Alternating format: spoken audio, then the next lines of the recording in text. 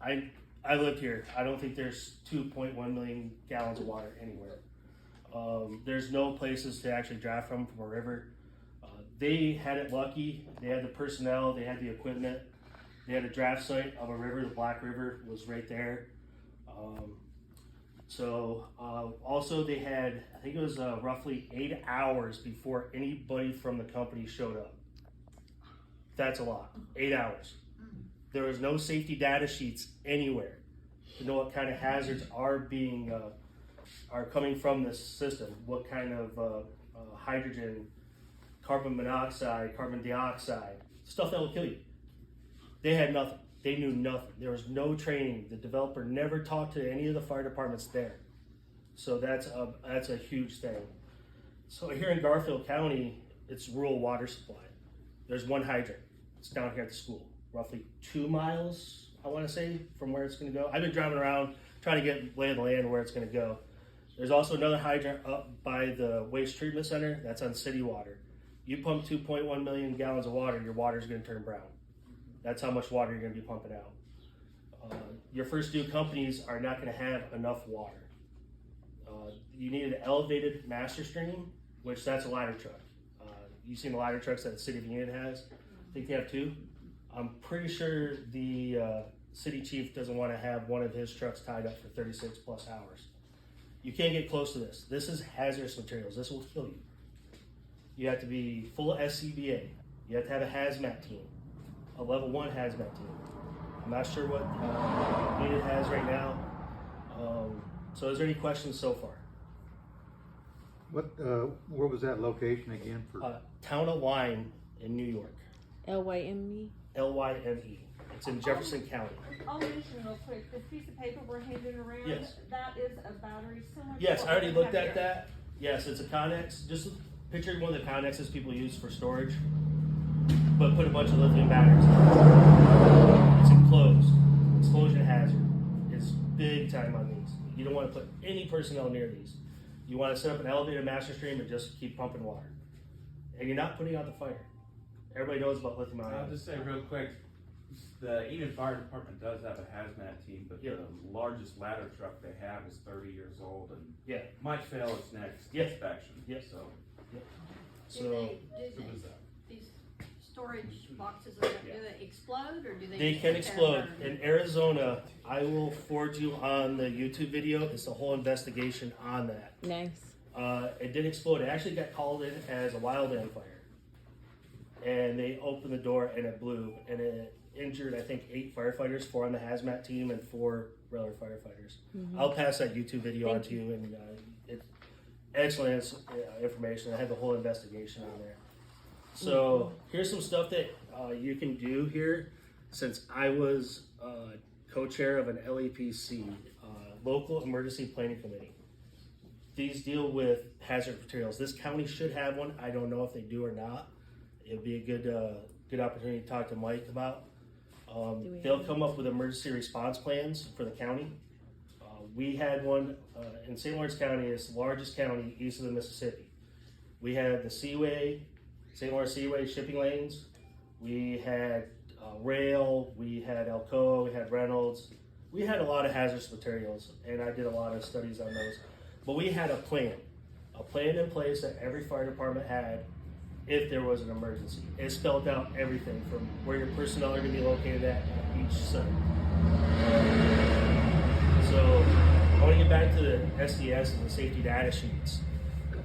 8 hours waiting for somebody from the company to come to let you know what's inside this. That's ridiculous. I'm holding my language on some of this stuff, so I apologize. As a developer, they provided any procedures, any emergency procedures on these, because there's different types of lithium batteries. And yes, ma'am. Would the developer be responsible for anything that would happen there? I mean, shouldn't they be involved in this too? They Not should be. just the city or the They county? should be. This local emergency planning committee, it's all your stakeholders. So you'll have a representative from Coke, representative from BNSF, natural gas lines that roll through here. You'll have whoever does the wind power. Unfortunately, I don't know who that is. Same company. You would have the base, you would have the county emergency manager, you would have a member of the public as part of a stakeholder in this. So that's something maybe to ask Mike if he has an LAPC and what he has done with it. So I can send more information to you on the FEMA website of an LAPC. Okay. So there is actually grant money for those too. How long had this New York facility been up and running? I want to 4 months. I'll show you the website on that. 4 months. Wow. There's a whole website of all these BESSs, all the fires around the world, Mm-hmm. and this one was in service for 4 months. And they didn't have the safety info out. Don't know yet. I'm still looking out to Office of Fire Prevention Control in New York State. Those guys are the best, and their Homeland Security is the best. I have a bunch of information from those guys, but we're still waiting on the report. It hasn't been adjudicated yet, so that a report cannot come out. So, yes, ma'am. I have 2 questions. When did that fire happen? Was it recent This was June, July. or this past summer? There was, how many of them, several that happened Yeah, between? New York State May and had July? a rash of them. I should have that information. I'll get that information for you when that happened. Yeah, it was last summer when the wildfires were going on in Canada too. All that. And what was that acronym that you said Oh. at the beginning? Yes, BESS. And it stands for? That stands for Battery Energy Storage System. That's what the batteries are stored in.